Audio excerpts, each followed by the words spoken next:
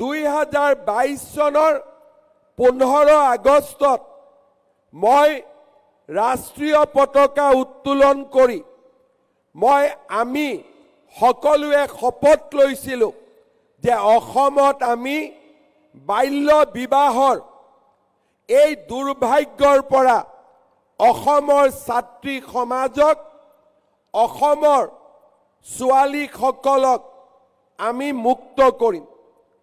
সেই বছৰতে 5000 ব্যক্তিক আমি গ্ৰেপ্তাৰ কৰিছিলোঁ।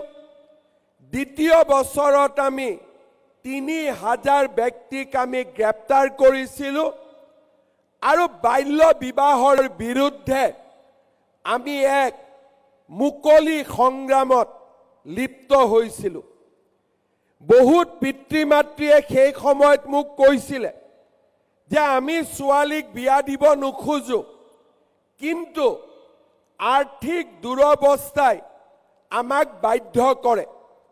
মই সুধিছিলোঁ যে চৰকাৰে যদি ছোৱালীজনীক পঢ়ুৱাৰ দায়িত্ব লয়, আপোনালোকে আপোনালোকৰ ছোৱালীক সৰু বয়সত বিয়া দিব নেকি?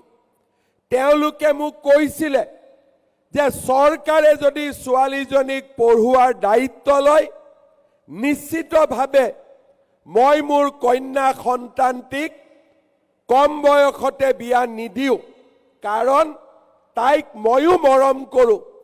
কিন্তু পৰিস্থিতিয়ে আমাক কিছুমান সিদ্ধান্ত ল'বলৈ বাধ্য কৰে।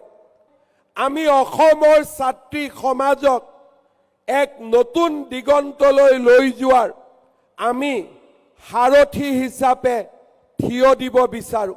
2022 চনৰ 15 আগষ্টত মই ৰাষ্ট্ৰীয় পতাকা উত্তোলন কৰি আমি সকলোৱে শপত লৈছিলোঁ যে অসমত আমি বাল্য বিবাহৰ এই দুৰ্ভাগ্যৰ পৰা অসমৰ ছাত্ৰী সমাজক অসমৰ ছোৱালীসকলক আমি মুক্ত কৰিম।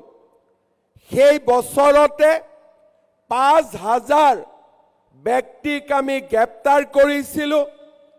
দ্বিতীয় বছৰত আমি 3000 ব্যক্তিক আমি গ্ৰেপ্তাৰ কৰিছিলোঁ আৰু বাল্য বিবাহৰ বিৰুদ্ধে আমি এক মুকলি সংগ্ৰামত লিপ্ত হৈছিলোঁ।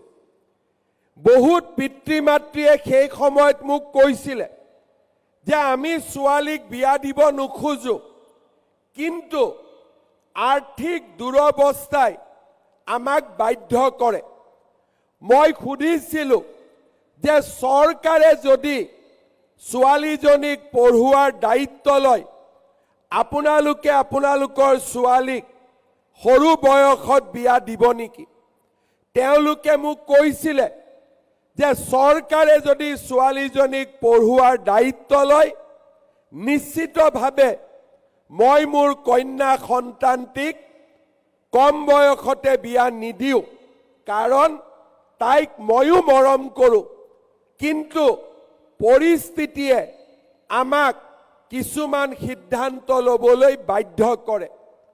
আমি অসমৰ ছাত্ৰী সমাজক এক নতুন দিগন্তলৈ লৈ যোৱাৰ আমি সাৰথী হিচাপে থিয় দিব বিচাৰোঁ।